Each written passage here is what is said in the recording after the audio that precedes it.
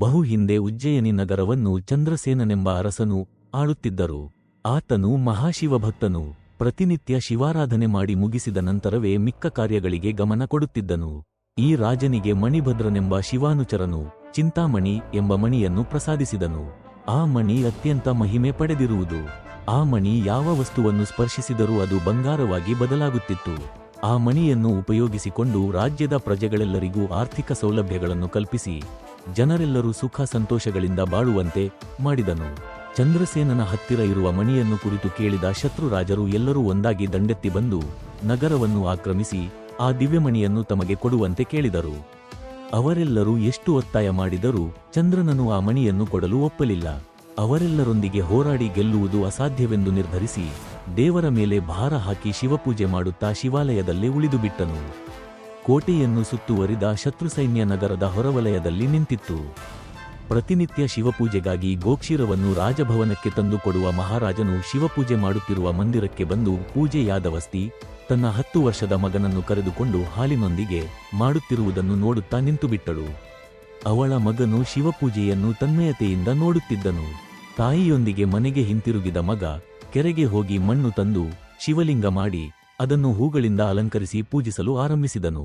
ಸ್ವಲ್ಪ ಸಮಯದ ನಂತರ ತಾಯಿ ಬಂದು, ಸಾಕು ನಿನ್ನ ಪೂಜೆ, ಊಟ ಮಾಡುವೆಯಂತೆ ಎದ್ದು ಬಾ, ಹೊತ್ತಾಯಿತು ಎಂದಳು. ಆದರೆ ತಾಯಿಯ ಮಾತು ಮಗನ ಕಿವಿಗೆ ಬೀಳಲೇ ಇಲ್ಲ. ಪೂಜೆ ಮಾಡುವುದರಲ್ಲಿ ತಲ್ಲೀನನಾಗಿದ್ದನು. ತಾಯಿ ಒಳಗೆ ಹೊರಟು ಹೋದಳು. ಮಗ ಪೂಜೆ ಮಾಡುತ್ತಲೇ ಇದ್ದ. ಸಾಯಂಕಾಲವಾಯಿತು. ಅವನು ಪೂಜೆಯಿಂದ ಏಳಲೇ ಇಲ್ಲ. ಕಣ್ಣು ಮುಚ್ಚಿಕೊಂಡು ಹಾಗೆಯೇ ನಿಶ್ಚಲವಾಗಿ ಕುಳಿತಿದ್ದನು. ಎಷ್ಟು ಕರೆದರೂ ಪ್ರತಿ ಹೇಳದೆ ಎದ್ದು ಬರದೇ ಇದ್ದ ಮಗನನ್ನು ನೋಡಿ ತಾಯಿಗೆ ಬೇಸರವಾಯಿತು. ತುಸು ಸಿಟ್ಟು ಸಹ ಬಂತು. ಎಷ್ಟು ಸಲ ಕರೆಯಬೇಕು, ನಿನ್ನ ಹೊಟ್ಟೆಗೆ ಹಿಟ್ಟಿಲ್ಲದೆ ಏನು ಪೂಜೆ ಇದು? ಸಾಕು ನಿಲ್ಲಿಸು ನಿನ್ನ ಹುಚ್ಚಾಟ ಎಂದು ಲಿಂಗದ ಮೇಲಿದ್ದ ಹೂಗಳನ್ನು ತೆಗೆದು ಬಿಸಾಕಿ ಆ ಶಿವಲಿಂಗವನ್ನು ತೆಗೆದು ಹೊರಗೆ ಎಸೆದಳು. ಬೆಂಕಿಯಲ್ಲಿ ಬಿದ್ದ ಪತಂಗದಂತೆ ವಿಲಿವಿಲಿ ಒದ್ದಾಡಿದ ಹುಡುಗ ಅಳುತ್ತಾ ನೆಲದ ಮೇಲೆ ಬಿದ್ದು ಹೊರಳಾಡುತ್ತಾ, ಅಯ್ಯೋ, ನನ್ನ ಶಿವನನ್ನು ಎಸೆದೆಯಲ್ಲ, ನನಗೆ ಶಿವ ಬೇಕು, ಪೂಜೆ ಮಾಡಬೇಕು, ನನಗೆ ನಿನ್ನ ಅನ್ನ ಬೇಕಾಗಿಲ್ಲ, ನನ್ನ ಪೂಜೆ ಹಾಳು ಮಾಡಿದೆಯಲ್ಲ, ಅಯ್ಯೋ ಶಿವ, ನನ್ನ ಶಿವ ಎಂದು ಎದೆ ಬಿರಿಯುವಂತೆ ಅಳುತ್ತಾ ತಾಯಿಯನ್ನು ದೂರ ತಳ್ಳಿದ. ಹುಡುಗನ ಅಳುವನ್ನು ನೋಡಿ ದಿಕ್ಕು ತೋರದವಳಂತೆ ನಿಂತುಬಿಟ್ಟಳು ತಾಯಿ. ಹುಡುಗನು ಪ್ರತಿಷ್ಠಿಸಿದ ಶಿವಲಿಂಗದ ಸ್ಥಾನದಲ್ಲಿ ರತ್ನಮಾಣಿಕ್ಯಗಳು ಹುದುಗಿದ ಬಂಗಾರದ ಶಿವಲಿಂಗ ತೋರಿತು. ಆ ಪ್ರಾಂತ್ಯದಲ್ಲಿ ದೊಡ್ಡ ಪ್ರಾಕಾರಗಳೊಂದಿಗೆ ಗೋಪುರಗಳೊಂದಿಗೆ ಬಂಗಾರ ಹಚ್ಚಿದ ಗೋಡೆಗಳೊಂದಿಗೆ ದೊಡ್ಡ ಶಿವಾಲಯ ಏರ್ಪಟ್ಟಿತು. ಆ ಅದ್ಭುತವನ್ನು ಕುರಿತು ಕೇಳಿದ ಮಹಾರಾಜನು ಅತಿ ವೇಗವಾಗಿ ಬಂದು ಶಿವನನ್ನು ನೋಡಿ ಭಕ್ತಿಯಿಂದ ಮೈಮರೆತು ನಿಷ್ಠೆಯಿಂದ ಪೂಜೆ ಮಾಡಲು ಆರಂಭಿಸಿದನು.